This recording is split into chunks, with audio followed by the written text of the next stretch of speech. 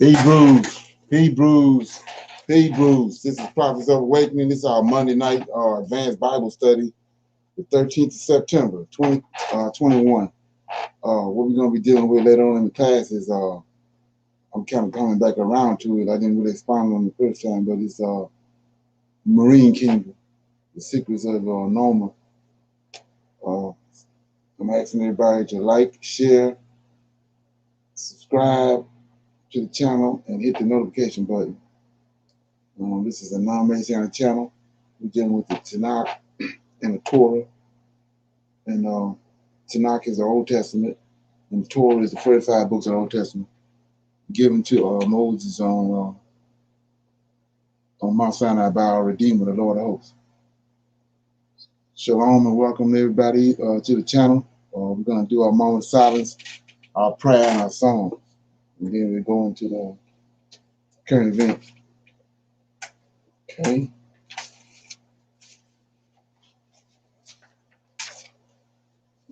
Okay. O Lord, righteousness and uprightness belongeth unto thee. Therefore we come before thee at this hour, seeking thy face and looking for righteousness and uprightness, that we may walk before thee in truth, as thy servants David and Solomon and Samuel and Hezekiah did, that we may walk before thee in truth and in righteousness and in rightness of heart. Give unto us, O Lord, an understanding heart, that we may discern between good and bad. For you possess the power to do so.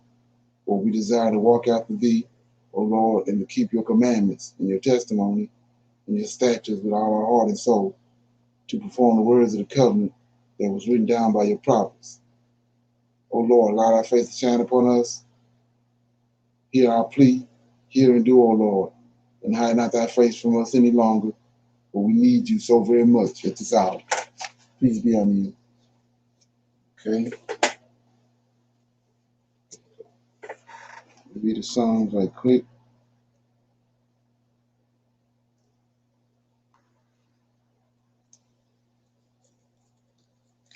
Okay. Psalm 72. The reign of a righteous king. It's a Psalm of Solomon. It says, give the king thy judgments, O God, and thy righteousness unto the king's son. He shall judge thy people with righteousness, and thy poor with judgment. The mountains shall bring peace to the people, and the little hills by righteousness. He shall judge the poor of the people. He shall save the children of the needy. He shall break in pieces the oppressor. They shall fear thee as long as the sun and the moon endure throughout all generations. He shall come down like rain upon the mown grass, as showers that water the earth. In his days shall righteousness flourish, and abundance of peace, so long as the moon endure. He shall have dominion also from sea to sea, and from river unto the ends of the earth. They that dwell in the wilderness shall bow before him, and his enemies shall lick up the dust. The kings of Tarsus and the isles shall bring presents. The kings of Sheba and Seba shall offer gifts. Yea, all kings shall fall down before him. All nations shall serve him. For he shall deliver the needy when he crieth, the poor also, and him that have no helper. He shall spare the poor and needy, and shall save the souls of the needy. He shall redeem their souls from deceit and violence, and precious shall their blood be in his sight, and he shall live, and to him shall be given of the gold of Sheba. Prayer also shall be made for him continuously, and daily shall he be praised. There shall be a handful of corn in the earth upon the top of the mountains. The fruit thereof shall shake like Lebanon, and they of the city shall flourish like grass of the earth. His name shall endure forever. His name shall be continued as long as the sun, and men shall be blessed in him. All nations shall call him blessed. Blessed be the Lord God, God of Israel, who only doeth wondrous things. And blessed be his glorious name forever.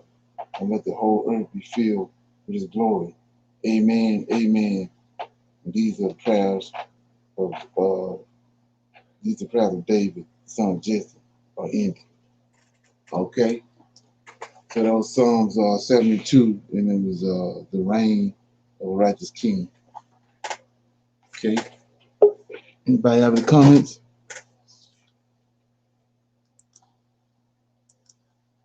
Okay. Anybody have a current event?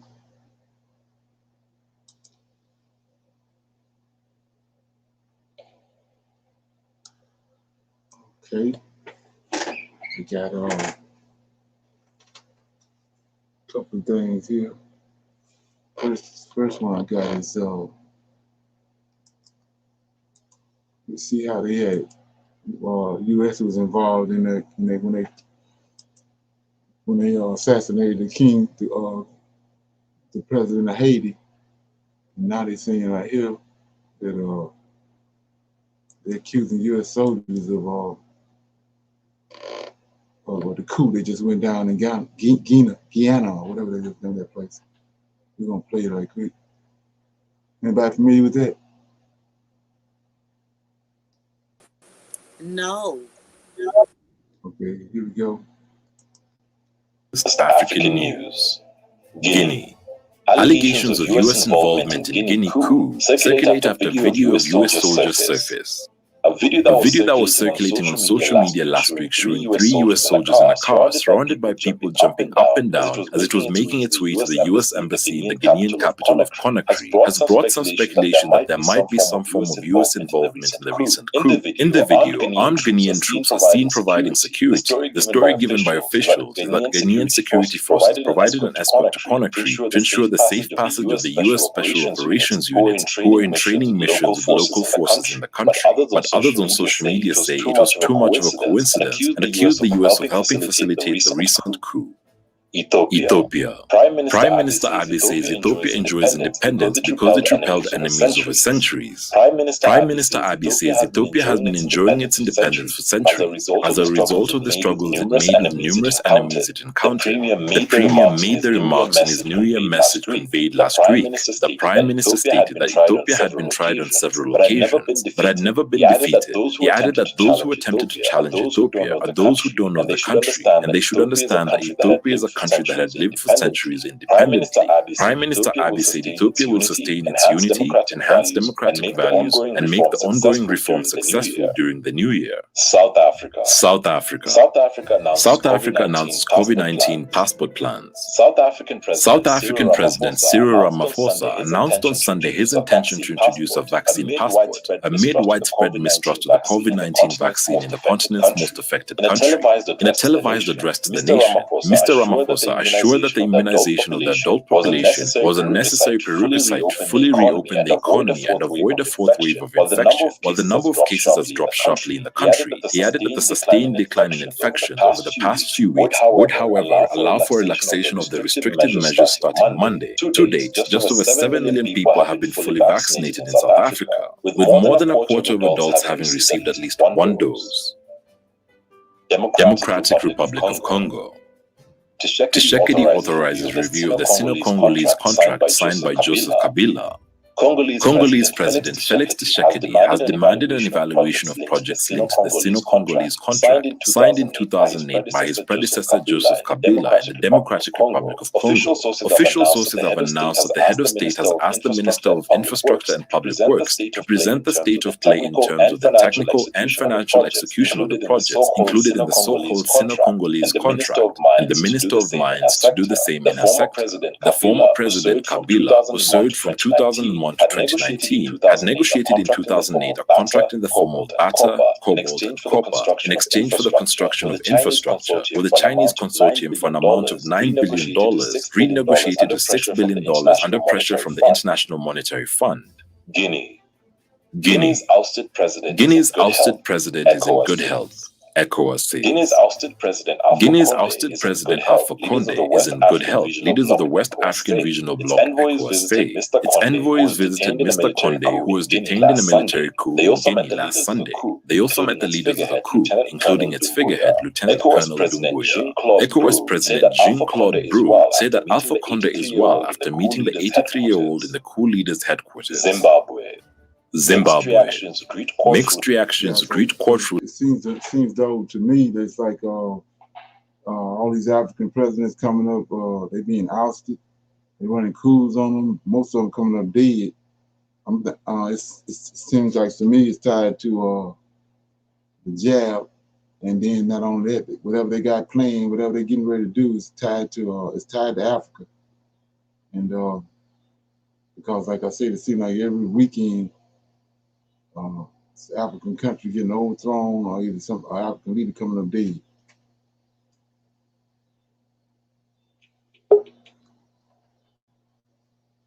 Okay.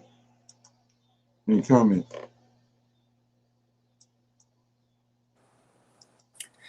You know what? I did have something I wanted to bring up. It came back to my mind. Congress are exempt from getting a hokey poke. Okay. That makes sense. That makes sense to me. Okay. And did you guys see in France where they were uprising? Right. I saw that. Yeah, they've been trying to keep that stuff on the low. Right. Exactly. Okay, I got another video right here. This got to do with and I'm expecting to see some out of this. Cases in Africa, they falling. They don't like that.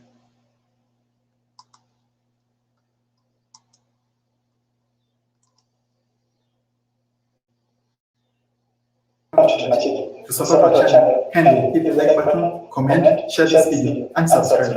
It's the best way you can help us beat this YouTube algorithm and help us spread our videos to as many Africans as possible. Hello, Community family. Here is the latest African news. Africa-wide. Africa's COVID-19 cases fall by 23%.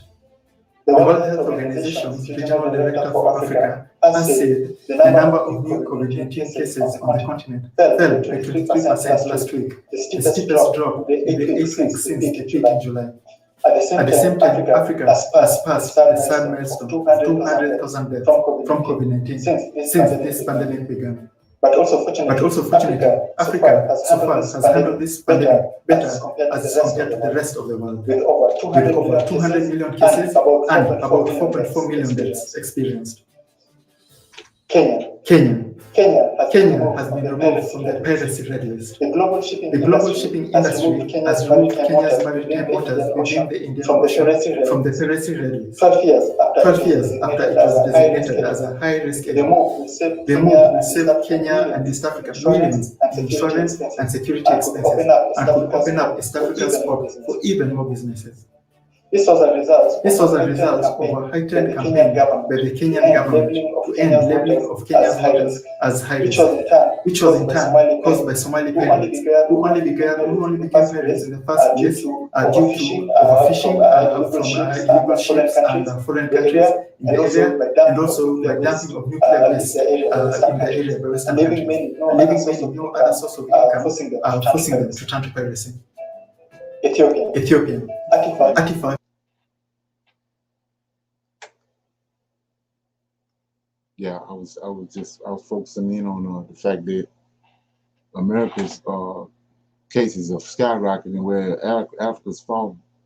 Evidently, they know something that we don't know, or they doing something we know. And like I said, I think that's tied to all these coups and murders that's going on. People not conforming to what they got planned. And this right here is even more important to me. I don't believe nobody's numbers. For real. Oh, you don't? Okay. Especially not over here. Right. Because they have an agenda. Right. Okay. Okay, here we go. I'm in the wrong place.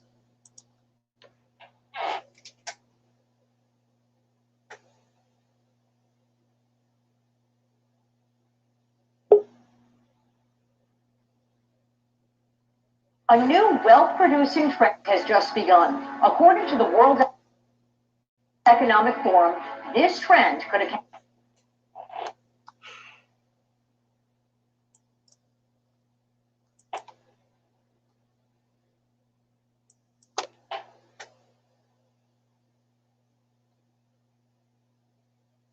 between earning money and just having the government print it. See, when people are productive, when they have a job and they go to work and their labor is used to increase the supply of goods or services available to the public, right? You have a job, you do work, and your work either aids in the production of a good that people want or need, or you're helping to provide a service that people need. And in exchange for that help, you get money, you earn money, and now you can use that money to help buy the goods and services that you yourself help to produce, right? And the more productive you are, well, the more you earn, and therefore the greater share of what's this. So the reason why I'm playing this guy right here was, like I said before, you want to know what's going on. The Illuminati bankers and all them people, the Boule and all of them, they homosexual. And it goes back to way back, the gods they're dealing with and all that. It's tied to that. So Shift, this guy right here named Peter Shift. If you know anything about the Shifts, that's one of those 13 royal families. So if anybody knows what's getting ready to happen, or anybody in the know, it's gonna be them. And he not only did he supposedly predicted the 2008 crash, he also predicted 9/11, and now he's predicting what's going to happen in 2020, end of 2021, beginning of 2022. Society produces, you are able to enjoy yourself. But when the government just prints money and gives it to you, right? When you have all these unemployed people who are sitting at home just getting a check from the government, they produced nothing.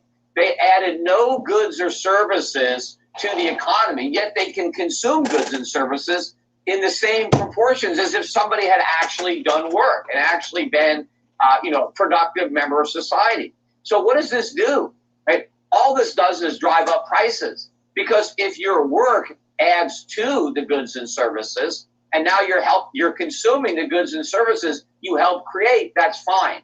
But if now you start consuming goods and services, yet you didn't help create any of those goods and services, you just have more money chasing a diminished supply of goods and services, and prices are going to go up. And they're going to go up like never before. And the irony of all of this is that the Federal Reserve has been promising Americans more inflation. Well, that's one promise that they're going to deliver on. In fact, they're going to deliver on it beyond their wildest expectations. And contrary to what everybody is saying, inflation is not a good thing. Inflation is not desirable. Higher inflation is not making progress. Right? What people want is a lower cost of living.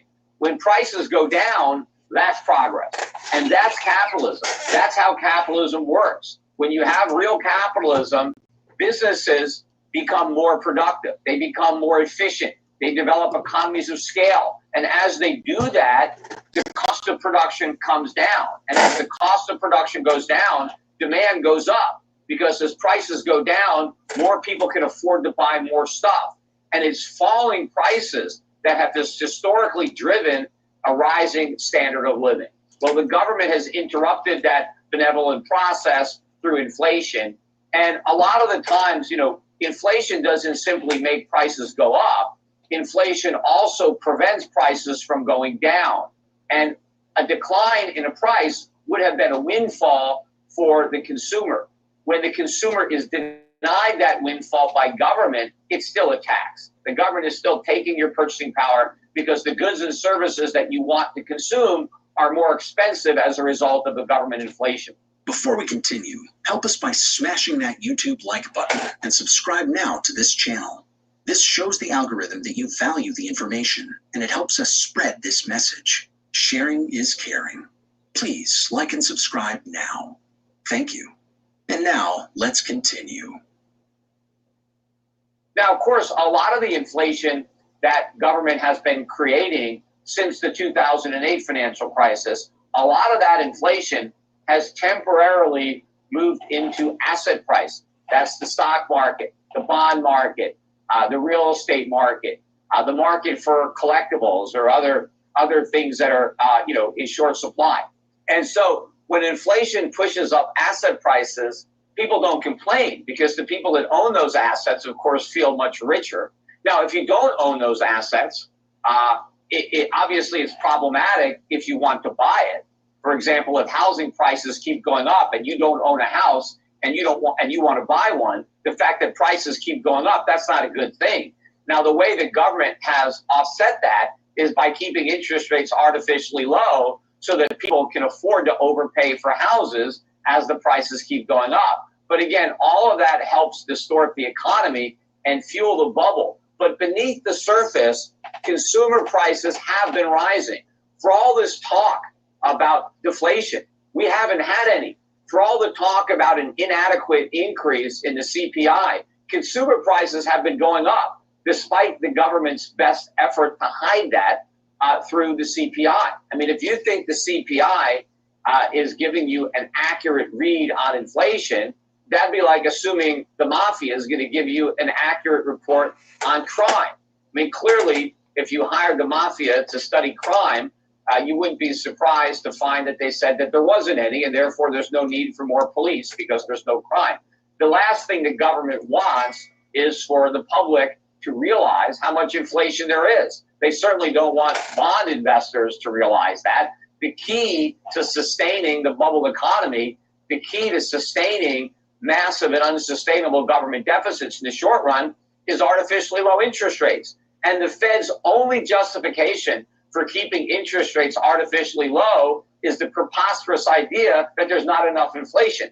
And therefore, they need to keep rates low in order to make consumer prices higher. But again, it's absurd to believe that consumers want higher prices. If they really did, then stores would advertise price hikes instead of price cuts. They wouldn't make a big deal about having a sale. They would send out notices, hey, hurry up and buy, we just raised our prices. Consumers don't enjoy increased prices. They look forward to decreased prices. So this is all a ruse because the government is trying to justify a reckless monetary policy that is designed to protect the government, not the economy or not the people. But we're about to suffer the consequences of all this inflation in a way that's far greater than what I even imagined when I first began coming to these money shows.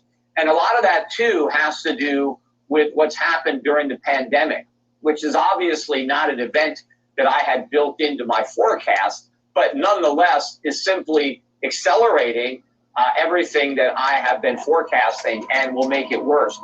What to do in such a situation? Inform yourself. Okay.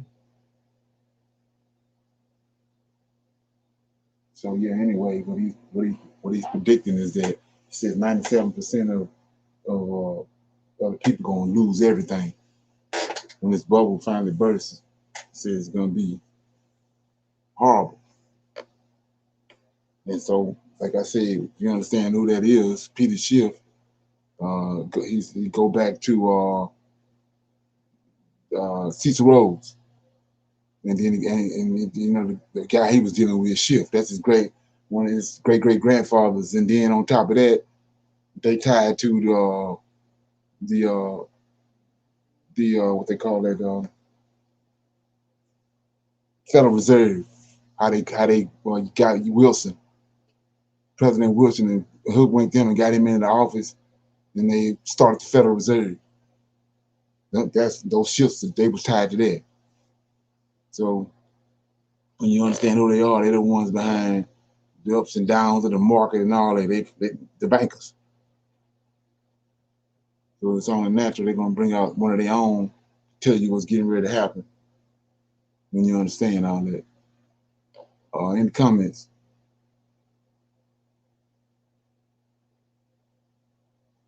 Okay. Yeah, we had a conversation probably about a couple weeks ago about the African American and then the indigenous people in here. And so I'm always trying to, add more information to get a better understanding of what's going on in these different topics that's coming up. So I'm gonna deal with that for a minute right here. This is dealing with people that was here thousands of years before Columbus came. Play a little bit of that. And so what I'm doing is able to look at the people that they're showing you that was here.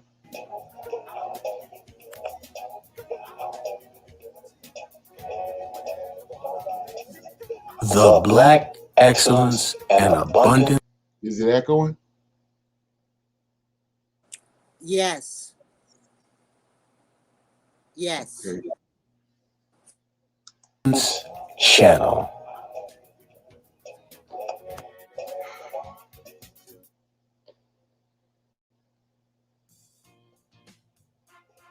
See how they look?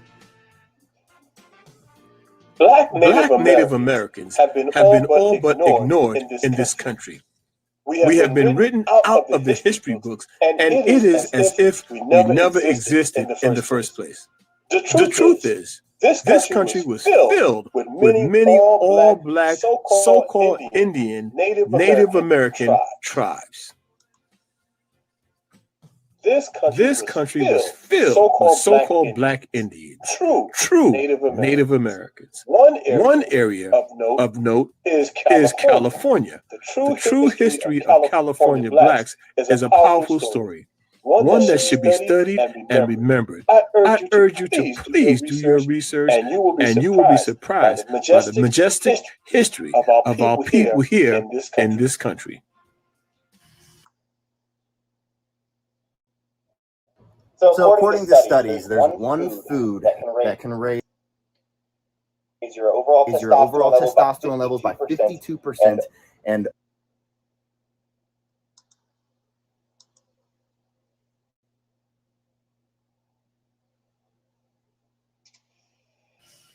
they were California blacks, or Khalifians, also referred to as Khalifians, spelt with a KH. The California blacks were one of the largest and oldest native nations in the Americas. They were the people Europeans originally referred to as the red man. One account of what it was really like in California comes from the writing of historian Robert Beverly from the 1700s. He writes, "Far and away the most beautiful city on earth, 5 times the size of London or Rome. Great towers and buildings rising from the water. 60,000 gleaming houses. How spacious and well built they were, of beautiful stonework and cedar wood and wood of other sweet scented trees. Many streets and boulevards were so neat and well swept despite the multitude of inhabitants, crisscrossed with a complete network of channels like an enormous Venice, but also remarkable floating gardens that remain from nowhere else on earth." So you see, black Native Americans not only lived here, but we thrived here. And we thrived for thousands of years before Columbus. As a matter of fact, blacks were in this country even before the birth of the Savior, before Jesus Christ, Yeshua HaMashiach. So that's a wide range. They're doing what everybody else doing, saying blacks. It's the same thing as saying going to Israel and saying Judah or Judean. You can't everybody you see in Israel ain't Judean. You got 12 tribes. So they're doing the same thing right here with this. They're saying blacks was here. Yeah, what blacks? You know, they ain't all blacks ain't originate from the same place. California Native American identity. The original indigenous inhabitants of California were the descendants of West Africa, South America's Olmeca Zai Empire, 1500 to 400 BCE, Egypt, Asia, and the Pacific Islands, creating a mixed cultural nation that thrived for thousands of years in peace. The following is what an exhibition of European explorers actually found upon their arrival in North America. There were huge aqueducts, transported America's water from fresh springs. But what impressed most were special merchant areas filled with timber and tile and other building materials being bought and sold. If there were green grocers, streets where everyone could buy every sort of vegetable, fruit, honey, and chocolate, astonished by personal cleanliness and hygiene of the colorfully dressed people and by their extravagant use of soaps, deodorant, and breath sweeteners. According to Beverly, there were nations that were scientifically advanced. They were highly civilized populations with an abundance of gold and wealth, whose history spanned thousands of years. Ancient America was notably one of the most advanced civilizations in antiquity. This was before Christ, before the Spaniards, before Mexicans, before the Clovis people who crossed the Bering Straits, before what is now known. That's what I was talking about, Clovis people. And the people that was already here were the Folsom people. Clover people had Oriental kind of look to them, and they intermingled with the people that was already here. As the Native American Indian or Euro conversions. No European who had tasted the life of Indians can afterwards not bear to live in any other society. Benjamin Franklin. Franklin also wrote, there is no force in Indian societies, no prisons, no officers to inflict punishment. Benjamin Franklin. Okay. You see, we weren't all born on ships called Jesus, Liberty, Grace, Justice, or Mercy. Our ancestors were already here, natives to this land. So how you look at that is curses. Like I said, all blacks ain't blacks. Ain't all blacks. You know, you can't put them in one bucket. It's a group of blacks. They got the curses on them. And part of the curses is they gonna come in ships. If these people was already here, then they ain't part of the people that's with the curses on them. They ain't coming on no ship. So people, he telling you right there what time it is. Long before Columbus. Yeah. Okay. But weren't they put on ships and taken to other islands? No. I'm just saying. No. They wouldn't. No, I think they were. They had reclassified a lot of Indians as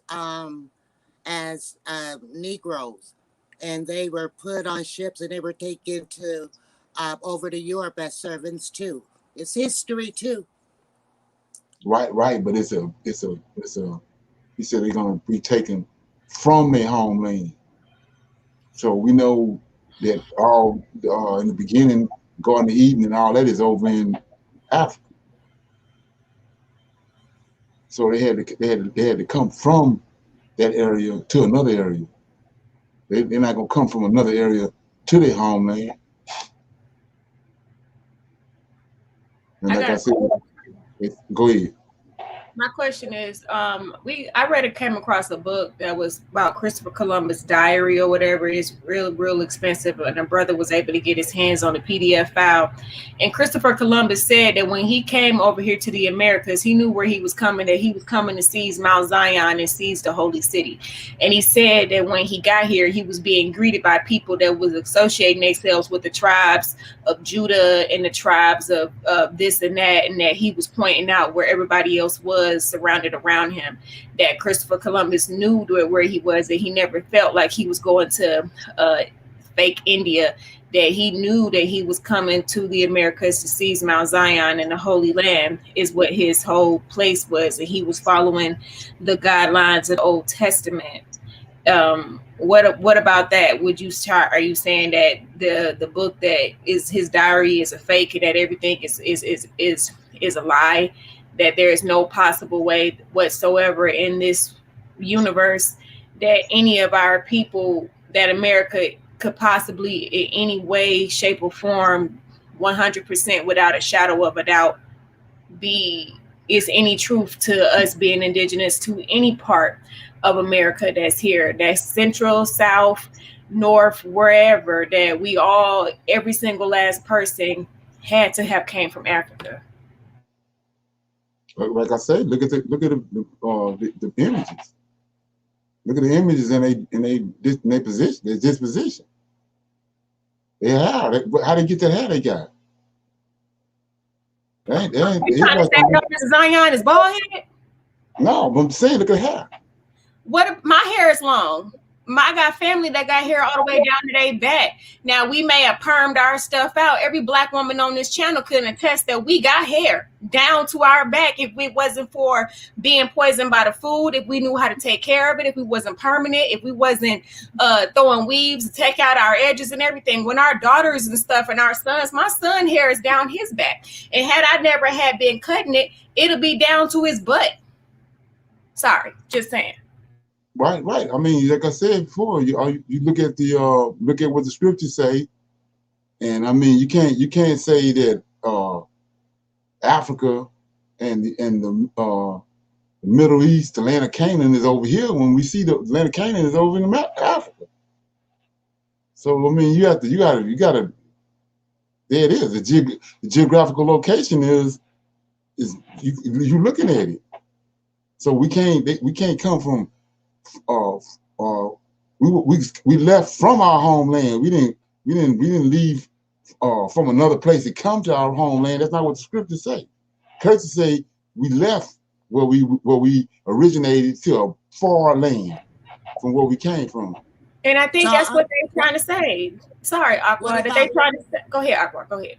I just wanted to say, before Peleg, before the lands was divided and the people was divided, when it was all one mass. Right.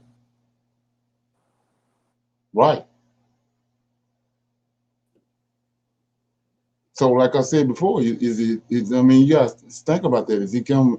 They came from here and went to Africa. You gotta think about that. The books and stuff that we've been coming across, well, I'm gonna just speak for myself. The stuff that I've been coming across and the documentaries and things that I have been looking at, they saying that, everything is upside down. The map been switched, that east is west, west is east, north is south, south is north. That the heathens then came in and changed everything. And that the books that we going by saying that we from Africa, that we not, that the people don't even like us over there in Africa, that they can't stand us, that's Ham land. And it said in the scripts that Shem had inherited the land that was neither hot nor cold, but a blend of, of all seasons, which is what America is. And that how he settled and didn't want to leave. And that,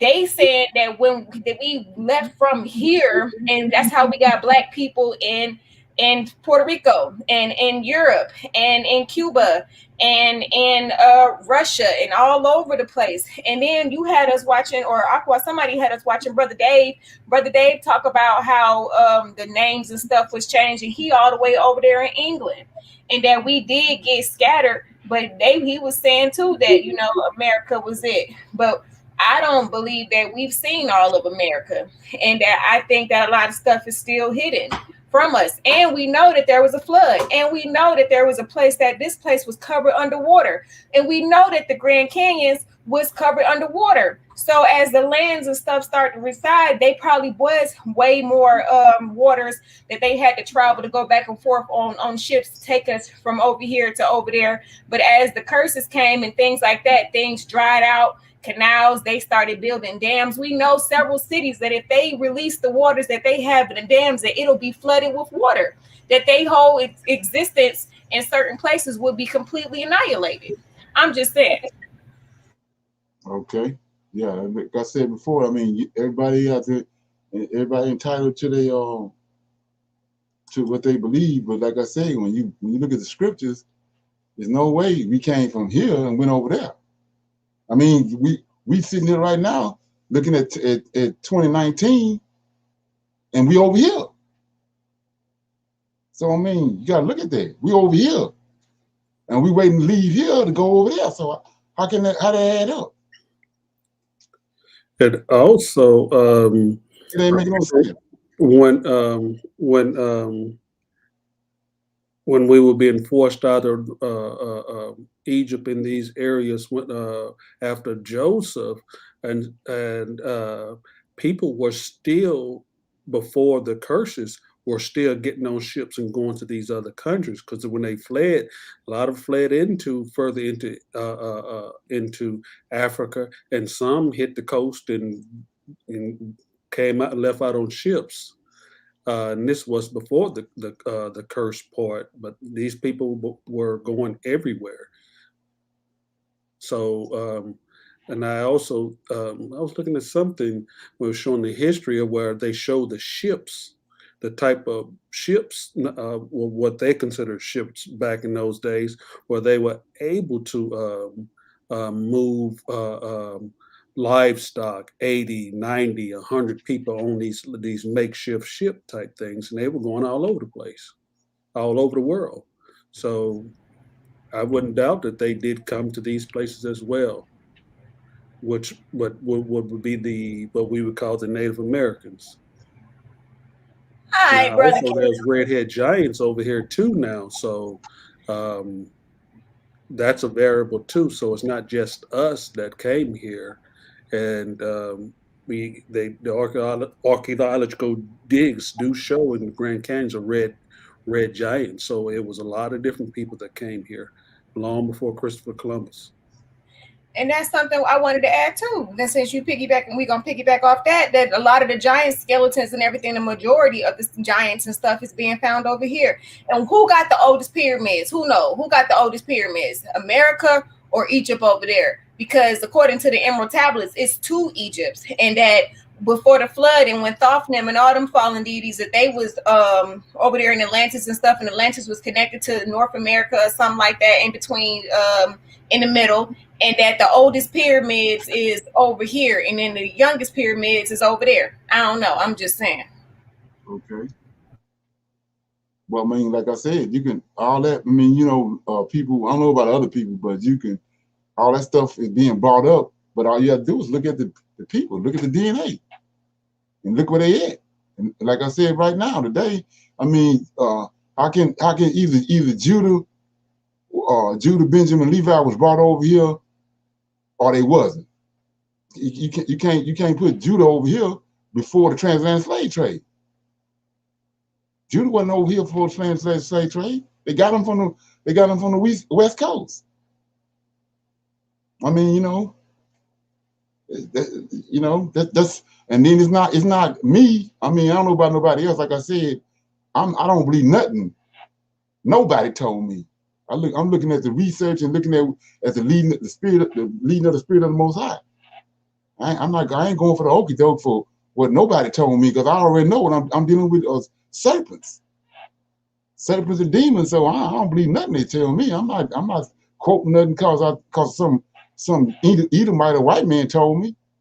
I did the research, and then, like I said, you can't get around the DNA. The DNA don't lie. So I mean, we can't leave from a far land and go home. That's not what the curse said. The curse said we're gonna leave from our homeland and go to a far land, and there we're gonna serve 400 years. And so everybody's looking at the 400 years. They're saying the 400 years is up. Where we at? We over here. We got to leave here. We're going to leave here and get in the tugboat and go around the bend and come right back? Or we going to go back home? Back to where we came, a 4 lane. I mean, don't make no, it's not adding up.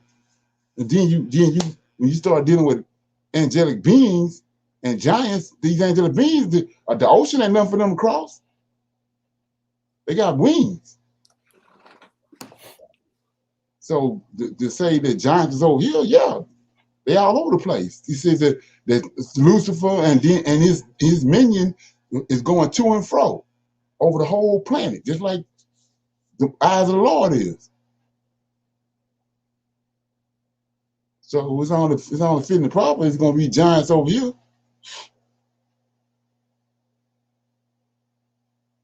So I mean, it ain't adding up. And then, like I said, all you do is look at the people.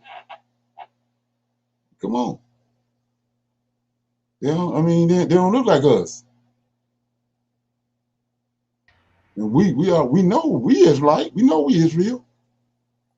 So they don't look like us. Simple as that.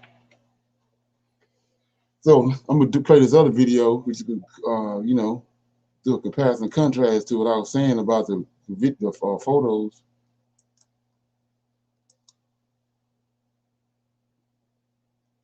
This 1619. I just showed you the video where they was giving us images of people that was here thousands of years before Columbus came.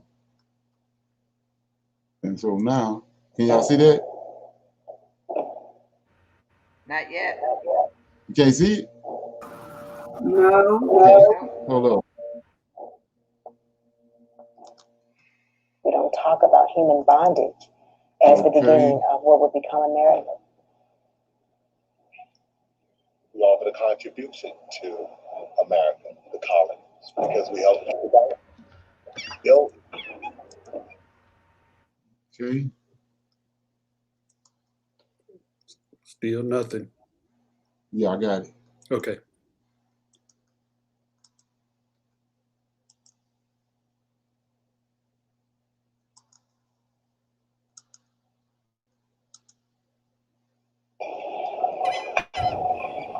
Somebody uncovers a new piece of history that's been hiding for hundreds of years.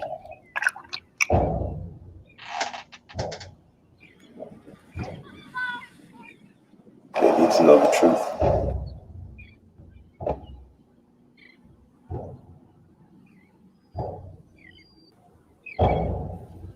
So you got to listen to this conversation right here.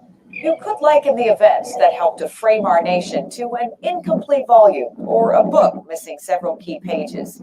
For nearly 400 years, the narrative around the landing of the first Africans in English North America centered around Jamestown. But in late August 1619, those Angolans stolen from their land were actually brought here to Point Comfort, now present-day Hampton, Virginia.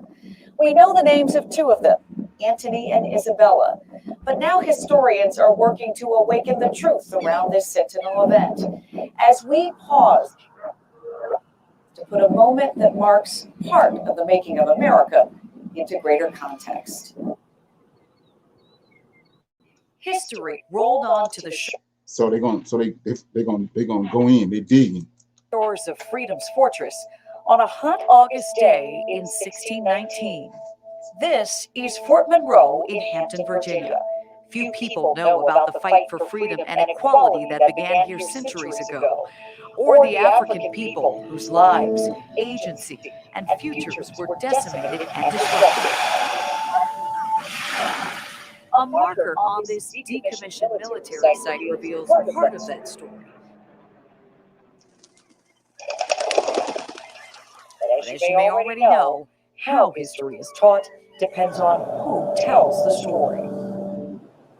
It starts with a perilous journey. The first Africans brought to English North America were captured by the Portuguese during a time of war in Angola and placed on the Spanish slave ship San Juan Batista. British pirates seized that ship during a fierce battle at sea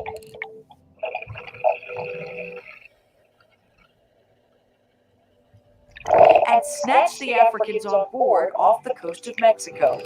Those Africans were then divided and placed on the White Lion and Treasurer and brought to the colonies to be traded for food. It laid the foundation for a more expansive form of oppression that would become part of the fabric of a new nation. This whole notion of, well, 1619 is the start of what would become America. It's a part of democracy. It's a part of the evolution of what would become America. Perhaps. The ugly stories of is that we are talking about human beings who were here against their will, who were treated as property, who were forced to work in inhumane conditions, and who were terrorized. How is it that we have been led to believe for nearly 400 years that the point of landing was actually in Jamestown? The arrival of landing of African people at Jamestown 1619 fits in a package that benefits, I think, persons who think that history should be neat and tailored, without the flaws and without the nuances and without realities that really impact Black people.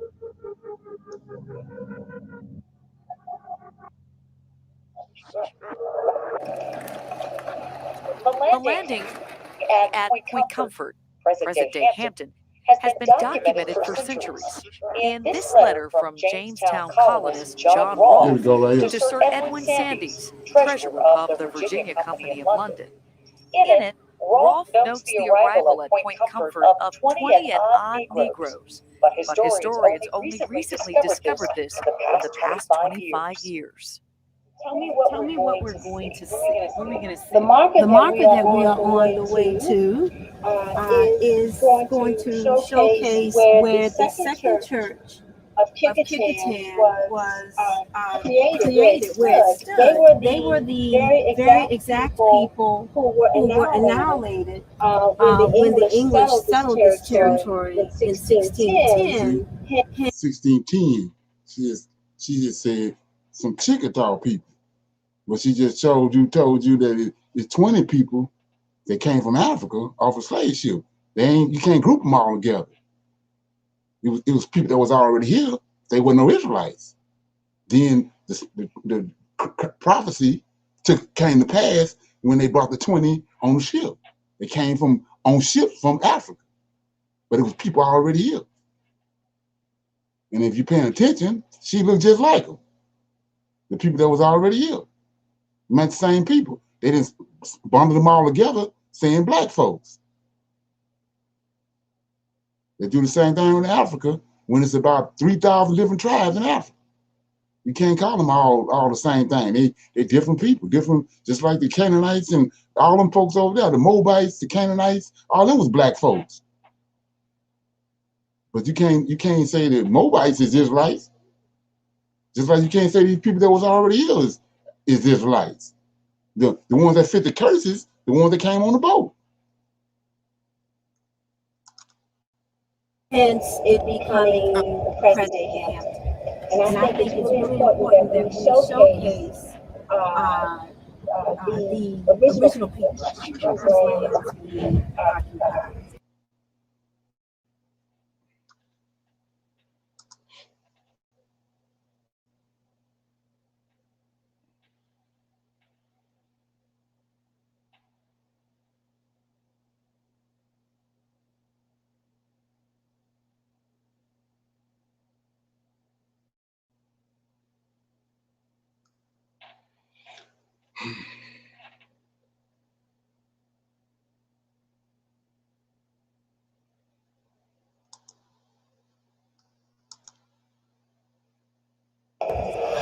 Years later, Dr. Fairfax says it's time for some re-education. She's on a mission to remind the nation about what happened to the native people who were here for thousands of years, stripped of their lands and communities, and the 20 and odd Africans whose names and sagas have gone mostly unknown. Two of the Africans brought to Virginia were Antony and Isabella. They worked on the plantation of Captain William Tucker, the commanding officer at Point Comfort. The couple married, and in 1624 had a baby boy they named after Captain Tucker. William became the first child of African ancestry born in Virginia. What were their lives? Clinging to one another as married people. Having a child named William, 1624, 1625. The vulnerability that all of these people experienced every day should not be lost on us.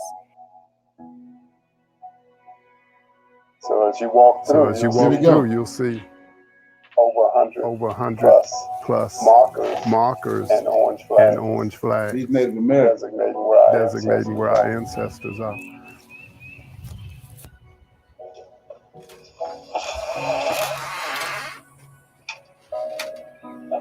I always talk about 1619. There's never been a family associated with it. Oh my goodness, we must be important.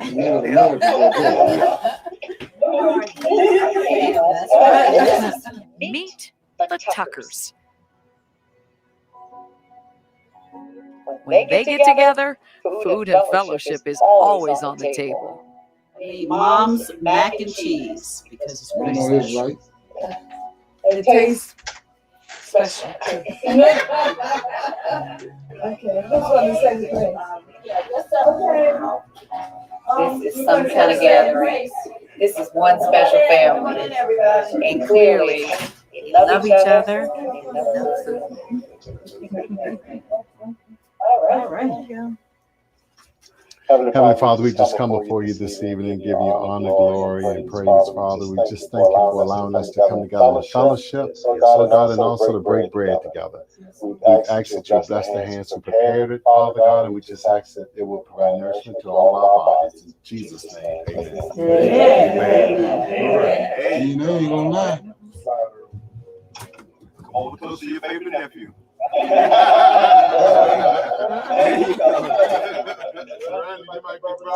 Okay.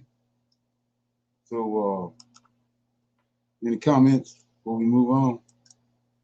Yeah, those kind of look like some of my people, and okay. And I can't think of the name of the book, but it was one of Christopher Columbus's books, and he was saying that I'm not saying that all of the tribes, but he did come across the tribe.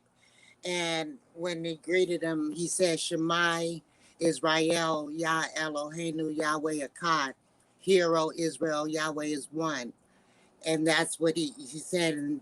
And that particular tribe, they also, on their tablets, they talked about the flood. And okay. So anyway, I don't know. I'm just not going to say it couldn't be, I just, anything's possible. Right. Hey. So it says right here, Maraca, whatever it is, was it the name of, was it named after America Vasco? It was, it means the land of the plumed feathered serpent. I heard that before. She was also called the Turtle Island. And it seems like this is the land of the Isles of the Gentiles in Genesis 10 and 5. Okay. I got one more thing, and I ain't gonna say nothing else. Go ahead. I'm just a little confused about our genealogy, because you said 400 years is what the scriptures say. And then when you do the math, and when you actually, because we know the only way to look up our people is to go through our family. And, everybody got somebody old in their family that they should be able to go to and start doing the math on generations. So right. I know somebody who grandma is old, is like 100 years old. So she the third generation. That's 300 years right there. And then when you ask this woman about her history, she talk about how her family was already here for X, Y, and Z amount of years. Hair like wool, look like us, everything. And all I'm saying is that when it comes to figuring out who we are, would it not be best to just look into your own family tree to figure out how far back it go, and to figure out which person actually came from a slave ship or anything like that. If you have a great auntie or a great grandfather or somebody that's still alive, because you know Chief Warhorse was talking about how her family was here and that her great granddaddy and them was here when Christopher Columbus and them had rolled up on us, or allegedly. You know, I don't know. The Most High make it known. I think that they tamper with our history books. I think that they a bunch of liars, and I'm not stuck either way. If we from Africa, we from Africa. If we from here, we from here. You know, I'm just interested in the truth. Right. Yeah, that's all. That's gonna come in. You know, that's it come in time. But yeah, like I said, everybody entitled to whatever route they want to go. They entitled to it. You know, just I'm saying, I'm for me, my research is, you know, I'm looking and it just don't add up to me. Like for instance, what he just said about the plumed serpent. They got we know this place wasn't called it had a history before America Vastasis came. So whatever names it had for that, you're gonna get more information from that than what they saying calling it America. You know, that's when the European came on the scene and started changing all these names and doing all this different stuff. So we already know that you know, that's the case. And when it was called the plum serpent, they had a priest or leader that they followed by the name of Joshua. How is that? That is a coincidence, right? Yeah. Yeah. Yeah, like I was saying, like I said before, it's two Israels. That's what a lot of people don't understand. It's two Israels. You had the fake Israel that lived in the land, lived in the land for. Matter of fact, you got three Israels because of the 10 tribes. Whenever the Assyrian king came, he took the 10 tribes out and put some more people there, and then they was driven out. Samaria was driven out. And then by Esau, Esau stole the land. Each one of them lived in our homeland, which is over there. They lived in our homeland for hundreds of years, and they thinking that that's their land. It's like Esau was there for a long time before he was ran out in 70 AD, and so that it was 12 tribes, just like Jacob had 12 tribes, but they went to Europe. So when they left the land of Israel, they went other places, naming places after the names when they was in Israel. They went naming other parts of other places where they went to, naming the same names from the land where they was at when they was kicked out, just like the Israelites did on the West Coast. They got names on the West Coast, Israelite names on the West Coast, because that's where the Israelites is at. They got names in Europe, because that's where the fake Israelites is at. Ethiopia is saying they Israelites. We know they ain't. Yeah. So that's what that is. That's what Isaac means. The Saxons means Isaac's sons. Now we know them ain't no Israelites. But that's what Saxon means. Sons of Isaac. What sons? The 12 fake tribes that left in 70 AD. And so what is Christopher Columbus? He a fake Israelite. Where he end up at? Over here in America. The Israelites on the west coast of Africa.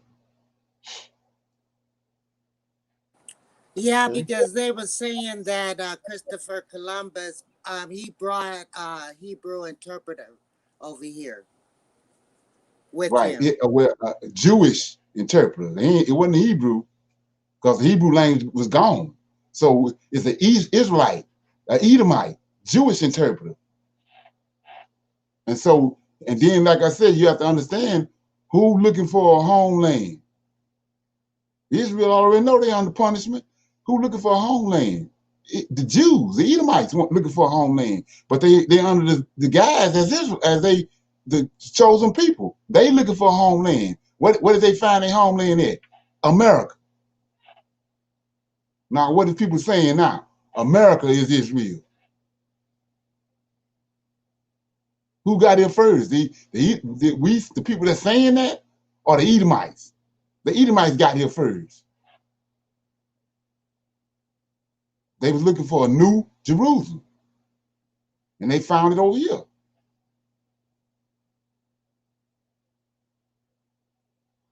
Joseph Smith, all them, they the ones linked to that information. It ain't no Edomite Israelites linked to that information. It's all the stories I know is Edomite tied to it. John Smith and all them clowns. Yeah. Yeah, Leonard, that goes back to that book I asked you about the other day, the stick of what was it? Stick of Joseph. What was it? When I asked you about Joseph Smith wrote the book, but he had a Israelite twist to it. Right.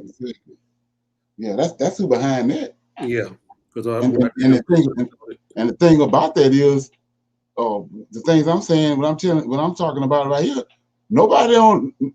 First of all, they believe in Yahushua. So you are already in a bind because you believe in Yahushua. You don't understand. These people don't understand that them was Edomites in the land in 70 AD. They believe in Yahushua. You are already in the left field because you believe in Yahushua. So you can't see that it's a group of people that left Israel in 70 AD that wasn't Israelites. And they went to Spain and Portugal. Well, who was the one behind the transatlantic slave trade? Spain and Portugal. Who came over here with 3 ships? Edomites from Spain and Portugal. But they can't see none of that because they think Yahushua is Yahweh's son. And not understanding that the lie started way back in 143 BC. That's those people. The Israelites, the Most High said that he is a place prepared for Israel after Antioch Epiphanes came. And they fled into the wilderness to a place that was prepared for them, which was on the west coast of Africa. Esau is the one that's the rebellious one. He the one wandering all around trying to defy the Most High and find another place to live and turn it into to the land that the Most High gave to Jacob. He the one running all over the place, and he finally found it with Christopher Columbus. New Jerusalem. That's what they originally called this place when they got here, the Edomites. So if they say it's this New Jerusalem, then where the old one at? Back over there. Hey, Brother Leonard. I had heard that King David, he owned like all of India. And they considered all of India. I mean, from where he was to all of India, King David. Have you ever heard that? King David, the original King David? Yeah. No, I ain't never heard that. How did Solomon's gold get in the Philippines? He said, I heard that he had owned like 3 continents. He had so much wealth. And they considered all the way over here India. Because when they came over here, they thought at first, because of the color of the skin, they were Indians. That's just what some of the books I've come across. Thought that was interesting. Right. I thought it was some truth to it because I know King David, he had a lot of wealth. Right. And so did Solomon to have gold all the way in the Philippines, because one of the ladies on my job said that's what they call the gold over there in the Philippines. That's where she's from. It's Solomon's gold. Right. So, like I said before, that's what all the invasions with what's the guy name the Crusades. That's what the Crusades is all about. The Knights Templars, which ain't number Edomites, they when they originally went there, they went and they was digging under the Temple Mount, because when you go to the Dead Sea Scrolls, They got a scroll called a temple scroll or somewhere. When those Israelites, they had so much gold whenever they when the Greeks came, they had secret places they had to go all hidden, but they all had it mapped out. They had it on the secret scroll they had, and those Edomites got a hold to it, and they went over there and robbed it. And so that all of Solomon's gold ended up in Europe and over here. I mean, if you're looking for Solomon's gold, you ain't got to look no further than that chariot that Queen Elizabeth riding around in. The whole chariot is full of gold, made out of gold. Even the bridles in the horse's mouth and the wheels. They had to get that gold from somewhere. The gold that was in Fort Knox. And over here, Brother Leonard, because when Columbus came over here, he was looking to seize the holy city. They had a city of gold over here where they supposedly, like at Montezuma, they said Montezuma's gold or whatever. It's like supposed to be hidden gold. Right, Aztecs. Right. I think that's all our stuff, man. I'm just saying. Oh yeah. It's I mean, it was more than gold. It was more than just gold in Africa and in the Middle East. Anywhere there's land at and mountains and all that. I mean, the earth itself create gold. But California was known for gold. At the time. Go ahead. California was known for gold. Right. Khalifa. Right. Exactly. Okay. So I want to go off into this. Anybody ever heard of Marine Kingdom? Anybody ever heard of that? Marine Kingdom. Anybody ever heard of that? You know what that is? No. Yeah, that's it. Under the sea. Right. It's guys go to the tied to Aquaman and all that, but they talk about the legend of Poseidon, the god of the sea, and Dagon, and all that is those people back in ancient days believed that it's a race of people that lived under the ocean. Matter of fact, that's what the Babylonians, they worship Dagon, and then not only that, let me see what I was going to say. Yeah, say they believe in Dagon, and then the Greeks believed in Poseidon, that it was it was people that came up out of the ocean, and they're the ones that told people on the land the reason why we got the technology we got. We're getting it from this marine kingdom, intelligent beings that's living in the ocean. They came out.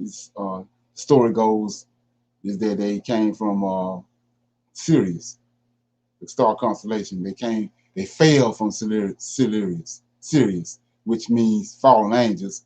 They fell from there to the earth, and then from the earth they went into the water. That's how the story goes. And so, like I was saying before about the DNA don't lie. Well, all you gotta do is you ain't gotta look no further than the Pope. The Pope got all this whole vestige that he wears. He's Dogon. He's the fish god. Everything he wearing, he got on is tied to that. So how is that scriptural? How is that scripture whenever everything he got on is fish? It ain't even tied to JC.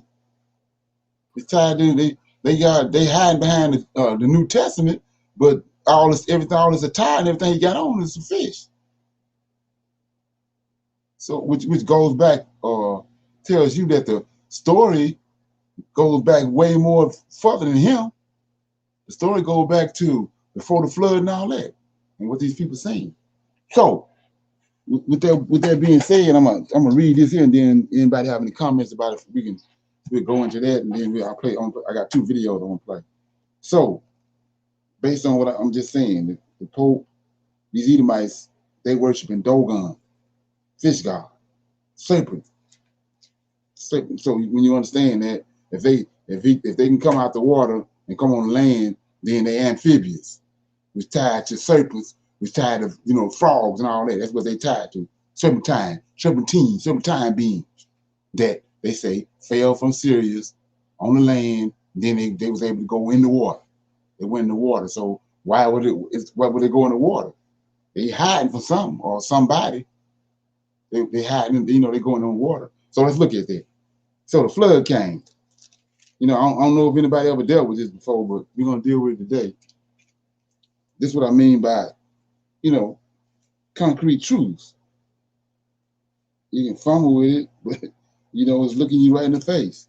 So this chapter 7 of Genesis, I'm starting at verse 17. It says, and the flood was 40 days upon the earth, and the waters increased, and the waters increased, and bore up the ark, and it was lifted up above the earth, and the waters prevailed, and were increased greatly upon the earth, and the ark went upon the face of the waters, right? And the waters prevailed exceedingly upon the earth, and all the high hills that were under the whole heaven were covered. 15 cubits upward did the waters prevail, and the mountains were covered, right? And all the flesh died. See this? Let's look at it. All the flesh died that moved upon the earth, both of fowl, of cattle, and beasts, every creeping thing that creepeth upon the earth, and every man. It says, and in whose nostrils was the breath of life, of all that was in the dry land died. See that? And every living substance was destroyed, which was upon the face of 3 times, they're telling you, everything that was on the ground, both man, cattle, and creeping things, and the fowls of heaven, and they were destroyed from the earth. And Noah only remained alive, and they that were with him in the ark. And the waters prevailed upon the earth 150 days.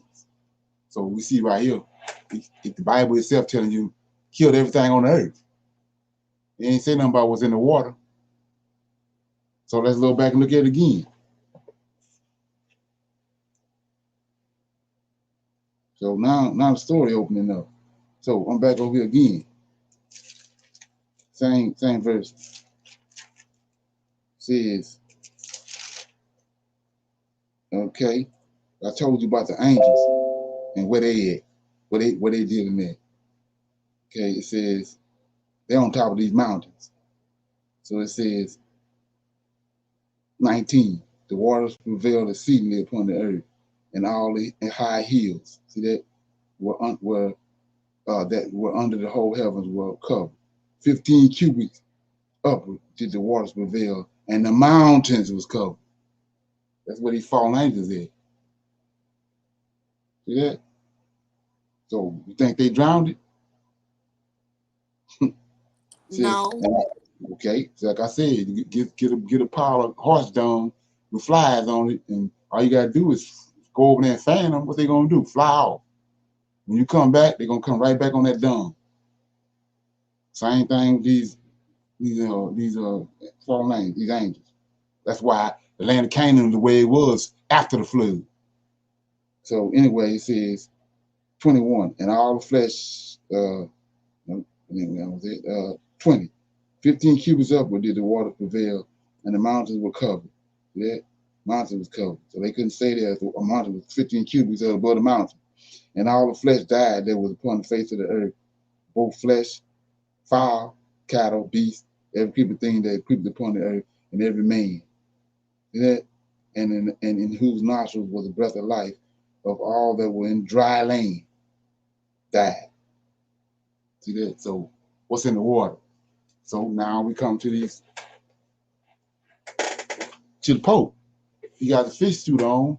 We go to Jasher. We go to Jasher said that the book of Adam and Eve said that when they was up on this plateau, he said a group of men came up out the water.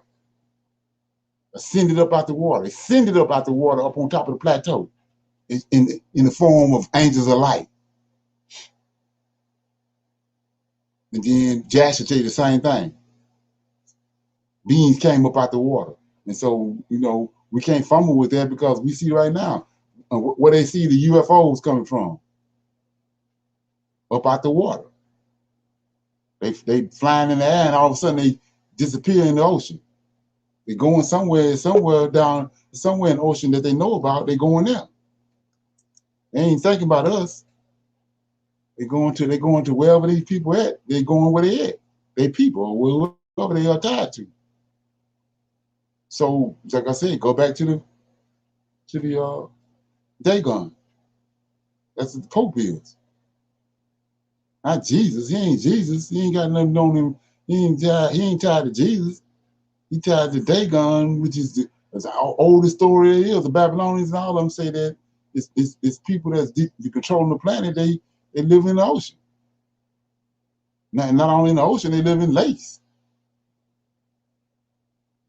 in the water. And we see right here that everything on dry land got killed, but there wasn't nothing in the ocean, nothing in the waters. And then you're dealing with serpentine beings that came down.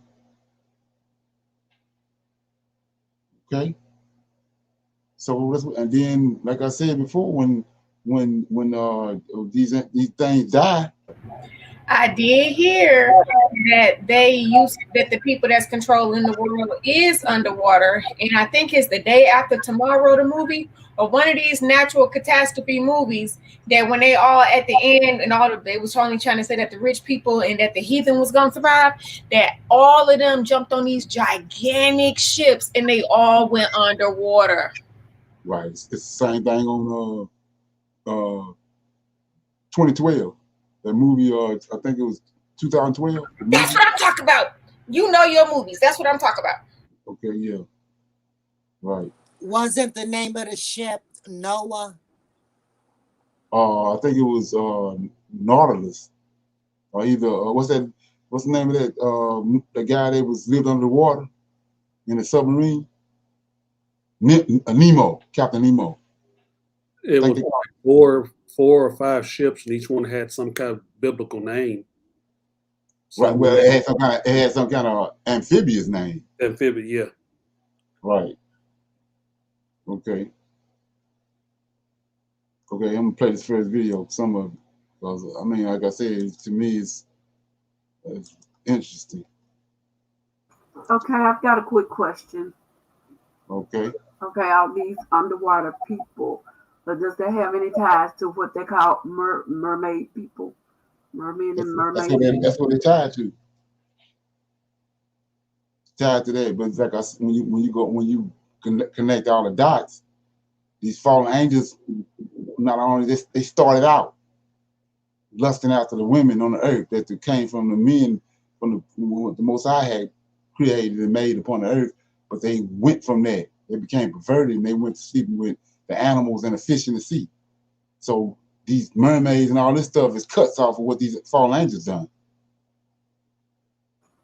Okay, because I saw a TikTok today, and I didn't know how true it was, but it was about these people who were on the water, and they said that the mermaid people were coming up out of the water.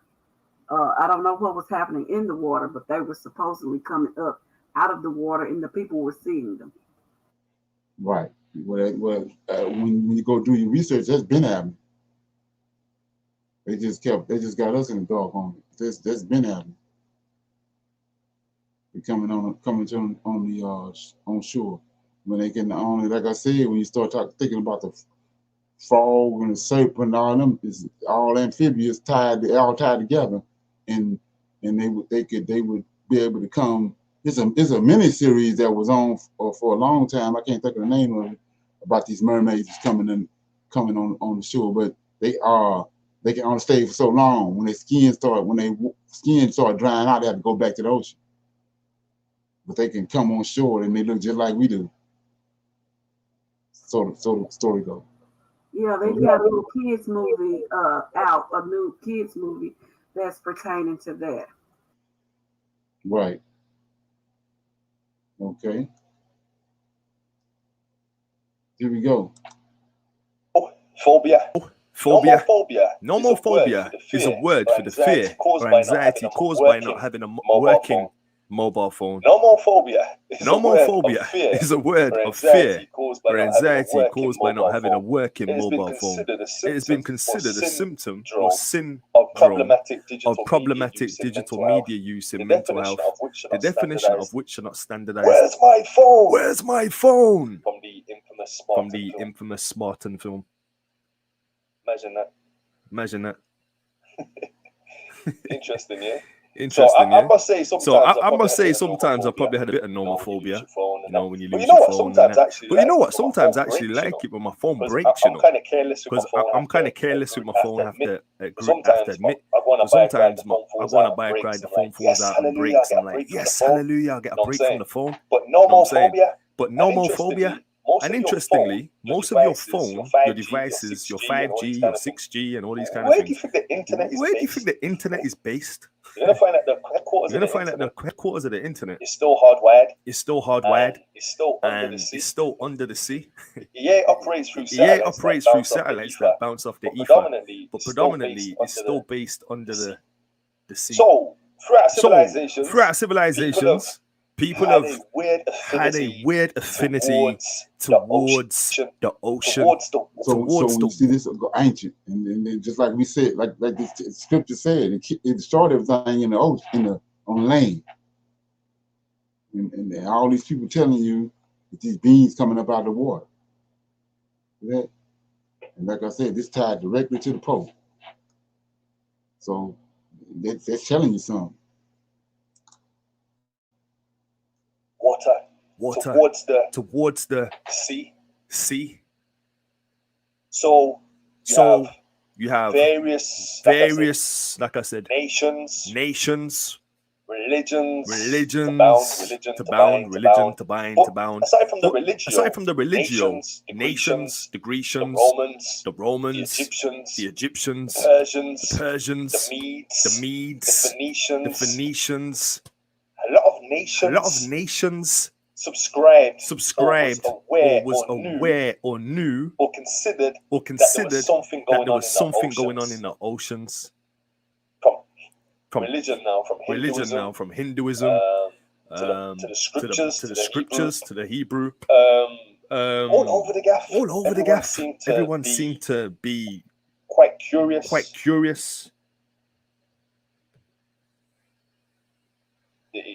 They seemed to be curious, for want of a better word. What was going on? The papacy, they infamously wear fish attire. What's that got to do with Catholicism? Well, we know Catholicism, just Babylon, mystery Babylon, confusion, mystery. The word mystery means interesting. Let's continue and let's advance. So I'm showing you that picture there. So you can see that nations have had dealings with the ocean and stuff out of the ocean. What's all that about? So let's get into it. So according to the oral traditions, a race of people from the Sirius system called the Nomos visited thousands Earth of years ago. The Nomos were ugly, amphibious beings that resembled mermen and mermaids. They also appear in Babylonian, Akkadian, and Sumerian myths. So what are they? Allegedly. They came from another place. They came from above the firmament. Entered into our stratosphere, ionosphere, whatever you want to call it. And came down. And ended up going into the water. Interesting. Something just to consider. Let's read that again. According to the oral traditions, a race of people from the Sirius system, called the Nomos, visited Earth thousands of years ago. The Nomos were ugly. Amphibious. aquatic marine. I was thinking the other day, why did the US call their soldiers the Marines? But I was thinking that's probably gone a bit over the top. But anyway, the Normals visited the Earth thousands of years ago. The Normals were ugly. The Normals were ugly, amphibious beings that resembled mermen and mermaids. They also appear in the Babylonian, Akkadian, and Sumerian. I think the Babylonian text, they talk about these serpentine, reptilian things that fell from the sky and shared information and knowledge with man, which is just interesting. Now, when we do the study on Isaiah, for Sabbath, that's just gonna. I ain't gonna lie. I was flabbergasted. I was like, wow. There's a lot of information here. But let's just continue in advance. So according to the Buddhist text, it says this regarding Buddha. It says the Nagas depend on the mountains of the Himalayas for strength. When they are strong enough, they descend to the small lakes and the streams, then to the larger lakes, and the rivers, and eventually to the great ocean. So when you go to the Hindu culture, they have a thing called the Nagas. Now the Nagas were, you could profile them in three ways. Some of them were more reptilian. Some of them were reptilian with a hybridized humanoid feature. And some there's like three categories. Those are kind of serpentine-ish, like you just couldn't, they were just serpents. So based on what we just talking about, that's what the Americas, like the brother was just saying, Americas was known for land of the plumed serpent. Right here, these people. And then, like I said, go back to the giants, to the red-headed giant. Back to the DNA, like I said, we see people all day long around us with blood red hair. They ain't come from the same origins we came from. And what they have, they got shaping funny color eyes, all different color eyes like serpents. Like I said, the DNA don't lie. And this is what, these are Aztecs and all them was dealing with. Serpents. Most High, it ain't a coincidence. He tells us that it was Satan was cast out, and third of the angels with him, serpentine beings, amphibious, live in the water and on the land. Call a snake a snake. Some of them were kind of hybridized, and some of them were just a different category altogether. I can't remember the third one. It's gone. But the Nagas were found a lot in Hindu culture. And to worship them, you go to a lake, you go to a shrine, and the shrine would have water. So funny. Then you have the new cow, or the new Hao Chi, which is a Chinese serpent. And the Chinese serpent is the creator goddess of mankind. So when you go to the Chinese legends and traditions and oral history, in some places in China you have the new cow, or the new Hu Chai. And the new Hu Chai was the Chinese serpent, creator goddess of mankind.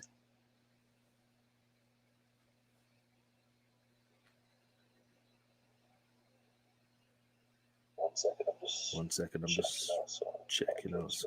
Okay, so all right. So what I found interesting about that quotation is that it says the Nagas depend on the mountains of the Himalayas for strength. Himalayas. Look up where that demography is. You get Himalayan salt. Anyway, so the Nagas depend on the mountains of the Himalayas for strength. When they're strong enough, they descend to the small lakes and streams, then to the larger lakes and rivers, and eventually to the great ocean. When you read, I think it's the Gospel of Thomas, it talks about, is it the Gospel of Thomas, or is it the first book of Adam and Eve? It's one of them. I think it might be the Gospel of Thomas. It talks about the serpent being cast into the Indian Ocean. There's so much in that. There's so much in that. It's crazy. Like I said, I was doing an Enoch study today, and I saw so many gems, man. I'm gonna have to probably do that in two. Wow, I was head capped. But all right, let's just stay on topic. So the Nagas depend on the mountain, and they eventually go to the ocean. Okay. So you have.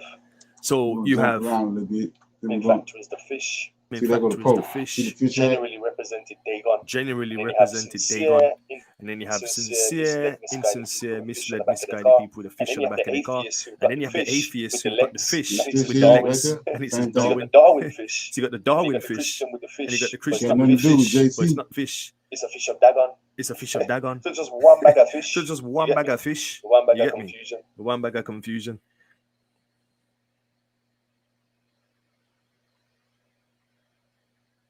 Yeah, fisher of men. Yeah, fisher of men. We just saw that the Pope has a ring. We just saw that the Pope has a ring that says he's the fisher of men too. So I've always been using the So fish. I've always been using the fish.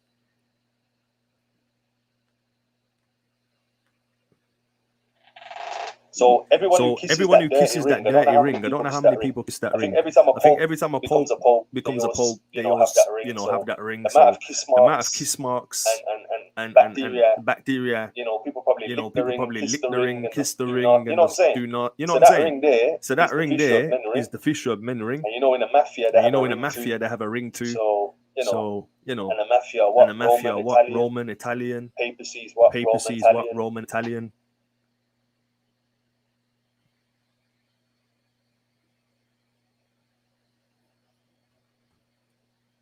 I like this image.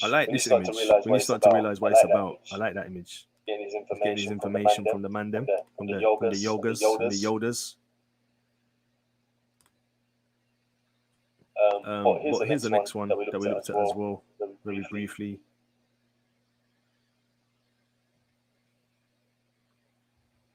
So yeah, let's continue.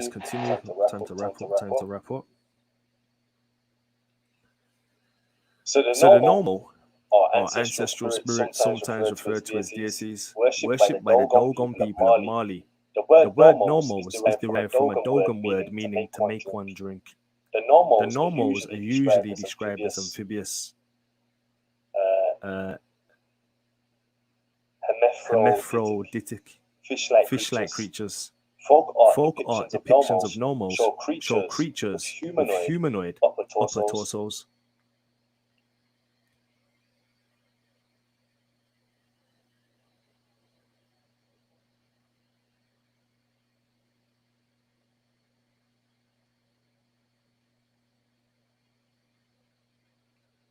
So then I went to the Hellboy thing, found an image of the upper torso, and I just thought, yo, that looks a bit fishy. Decided to throw that in there. Now I'm going to show a video of... Before we show the video, let's do a quick summary. Don't worry, I'm finishing off. This video, another slide, finito. So the normals allegedly came from the sky. They inhabited the waters or the underworld or the abyss. They infrequently visited the land, possibly by a sacrifice or probably by some way of...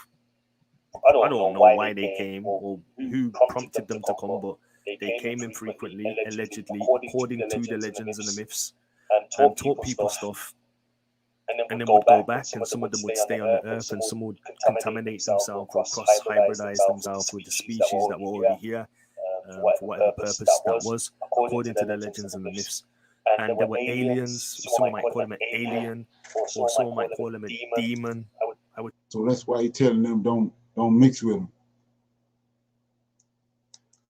To just the latter rather than the former.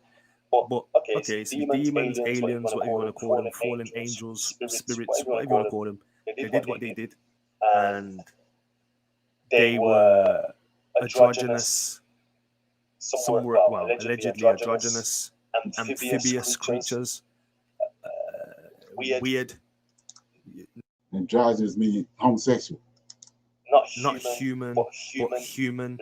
Black eyes, blacked out, weird. In comparison to what the Most High had made, the Most High made perfection, and these were like the fell from grace, and they became imperfect. They looked imperfect, smelled imperfect, they walked imperfect. All that in mind, yeah. Watch this video.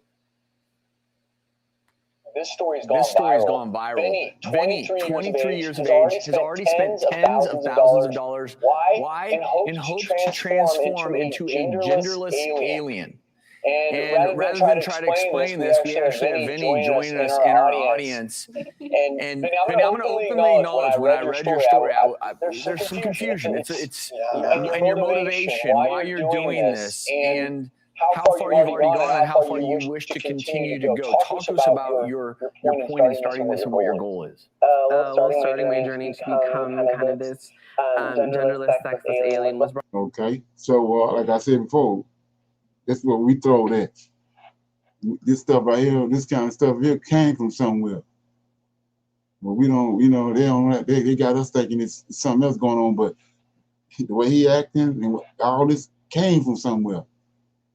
DNA, the way he acting like that. And so anyway, because of the time, it's called the Marine Kingdom. You want to watch all of it. Marine Kingdom, Secrets of the Known. I got a couple more things I want to deal with because the time running out. So yeah. Any comments so far?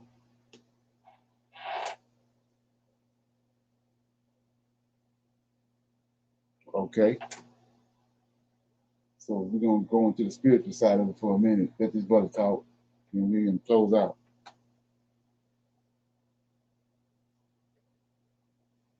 Guys, so I promise you guys I will make a video about the Marine Kingdom, the Marine Spirits, the kingdom, which has belonged to the Kingdom of Darkness. They're under the power of Satan. And if you're a content creator, or if you're a warrior for the Most High, or if you're just speaking some type of truth on the internet, it's not just on YouTube either, not just the content creators. It could be like Instagram, TikTok, Twitter, Facebook. If you're preaching a powerful message and that message preaches conviction, it preaches people to go out and seek the truth, people to change their ways, people to want to repent from their sins. A powerful message that's going to save souls, right? You have to know this, that there's going to be handlers in the Kingdom of Darkness, the Marine Spirits, the Marine Kingdom, that are going to send agents, Marine agents, your way to your channel. They're going to disguise themselves as a light, because we know Satan disguises himself as an angel of light. They're going to disguise themselves as, whether it's a so-called brother or a so-called sister. They could go to church. They could say they read their Bible. They can make content creator videos. A lot of the gang stalking community, they're Marine agents. They're witches, wizards, and warlocks. You got to get spiritual, man. It's okay. When I tell people about, when I could rebuke religious people, I'm rebuking the overly religious people. There's nothing wrong about practicing religion and being a religious person. But make sure you have a balance between religion and spirituality. You got to mix the two. You can't just be 100% religious. You can't be 100% just religion. You got to get deep in spirituality too. You got to understand the spirits that are warring against you. Whenever you have an addiction, whether it's smoking weed, drugs, masturbating, porn, all those type of addictions, right? You're not gonna go on. That's a demon. You have to attack that demon, bro. You got to address, okay, this is a demonic spirit that's possessing my vessel, that's making me do this every single day. And, you got to pray against it. You ever feel like you're next to someone, right? And you kind of feel drained, kind of feel like, whether it's your neighbor, that was a demon. That was a reptilian. That was a demonic spirit. We got to get spiritual, man. You got to pray and fast, man. This is how it works. Your neighbor, your coworker, your friend, the rabbit hole goes so deep, it could be a relationship. They're not all humans. This is going to sound crazy to the regular person. They're not all humans. It's Satan using them, to attack you. You ever feel drained? You ever feel like you were next to someone, right? And like you're hanging out with them, whatever, right? And you just feel drained. You just feel like your energy. That's how Satan works. He wants to drain you spiritually, mentally, and physically, and emotionally. He wants to just completely drain you. Or if you ever feel like you were in a relationship, right? And you felt so alone. Like you did everything you could for everything to work, and like you just see that person just like pushing you away, or ignoring you, and you guys are together, right? And you just feel so alone. You feel like that is Satan. That is the devil, bro. That's how he works. He has to drain you of your energy. So, your battle is not just only with the devil and demons. It's with witches. warlocks and wizards. I mean, this demonic world we live in right now is huge on witchcraft. There's a lot of witchcraft going on. A lot of people are practicing witchcraft whether they know it or not. The rabbit hole goes deep in that. So I want to show you guys this video. It's by his YouTube name is Flock 600. Hopefully I'm saying that right. I learned so much about the spiritual realm, about his videos. He really goes down deep into it. I'm going to attach it into this video at the end. And y'all can go check out his channel too. He has a lot of videos exposing the marine kingdom, the marine spirits, mermaids. Mermaids is a marine spirit. When any type of female calls herself a mermaid or anything like that, that's a demon. That's a demonic spirit, bro. So I'm saying, I guess, become more spiritual so you can see it, you can see through it. Because I promise you, if you're speaking truth on YouTube, they're gonna have handlers in the spiritual realm who send agents your way to comment in your videos to show the fake love and then ask you for your number or whatever, or maybe they DM you and they DM you, hey, can you help me? And you're going out of your way to help someone that you don't even know. You're trying to help Satan. You're trying to help a devil, bro. And this is how they work. They want to get close to you. And then now all of a sudden you're talking to them all day, you're texting them all day, you're calling them, or maybe y'all start meet up and hang out with them. And then that's where they get you. You got to understand this too. When they destroy you, when a handler sends an agent to destroy you, a devil to destroy you, best believe that handler, Satan, is going to reward that person that destroyed you. Best believe it. But to understand this, whatever a man sows, he shall reap. So that's what that was as being rewarded. They will get judged because God is a judge of all things. Yeah, the devil could have his plans against you, the scheme against you, plot against you, plot against. Okay, so that's another video. Marine spirits, kingdom, satanic agents. So any comments on that? Can somebody put that video in the link in the chat or something? Okay, yeah. So yeah. So yeah, I wanted to go in on that because way back in the day when I was reading, I'm gonna go back and find them, but I know in Jasher, and I know in the book, in Jasher, beings came out. It says Jasher said beings came up out of the ocean, came up out the water, and came on the land. And then now same thing in book of Enoch. The book of Adam and Eve. When they was during the time of Jared, see those beings came up out of the water, and they transformed. They said they was hideous at first, and we know why they're hideous because Most High cursed them after they went into the women. But he said it came up out of the water and came up on top of the up on the plateau where the children of Jared was at, and they transformed themselves into angels of light. But the thing about it was that always stuck with me was, they ascended out of the water. You come to find out that's all through history. Samaritan history, Acadia, like he was saying, the Babylonians, all this, that's all they're talking about. And even over here, the Aztecs and all them, they was dealing with beings that was in the water. They say they was in the rivers. Yeah. So any comments, questions, anything before we get up out of here?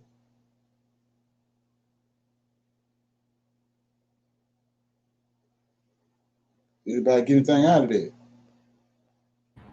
I did. That was extremely deep for me.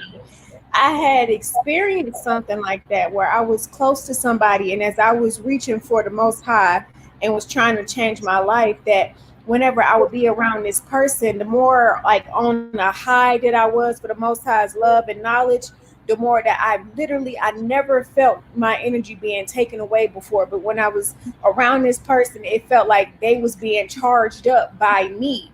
And that it seemed like it was bringing them joy to see me down or sad because I could be like happy. And then because of their energy, it would just suck me down. And then they would go from being all miserable to being all happy, like they was just taking my life force. And that's crazy to know because, Brother Leonard, we had spoken, you was telling me about this and how that they are, the demons and stuff that'll jump on the people and will suck the life out of you. And I gotta watch the rest of that video. Okay. Anybody else? Yeah, I'm dealing with a coworker right now. I'm talking about all in this every day. Okay. Same thing. Right. Yeah, like I said before, these people, Most High done already told you who they were. They children of the serpent. These people, they done lied to us so many, all kind of ways. This is why you can't take nothing for granted what they say. You have to go and do the research and then trace the origins of where it came from, where the information came from, because they gonna do everything on the sun, lead you away from truth and away from the Most High people. Yeah. Okay. Anybody else got anything before we go?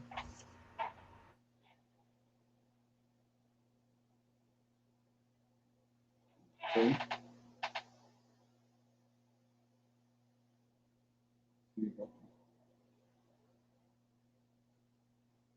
We were still at work. We started getting these notifications. Okay. Yeah. 2 seconds.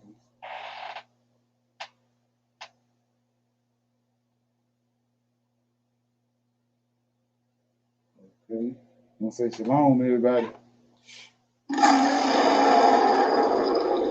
I see the men's tomorrow at 8 o'clock, and I see everybody else on Wednesday at 7. Shalom, everybody. Okay.